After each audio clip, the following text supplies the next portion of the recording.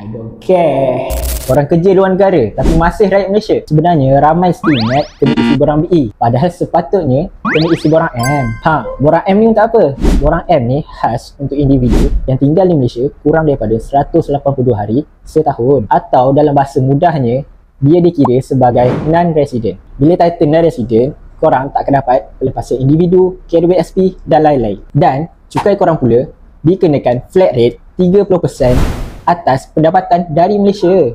Korang tak faham lagi kan sebenarnya? Okay lah, contohnya macam ni. Korang kerja dekat Singapura tapi gaji dibayar dari syarikat Malaysia. Itu tetap dikenakan cukai di bawah borang M. Tapi kalau gaji dibayar direct dari luar Malaysia, yang tu barulah tak dikenakan cukai. Senang cerita, duit datang dari Malaysia, lembaga hasil nak tengok. Tapi kalau duit datang dari luar Malaysia, lembaga hasil kata apa? I don't care. Nak kami bantu mudahkan pengurusan kewangan anda? DM kami sekarang untuk semak percuma.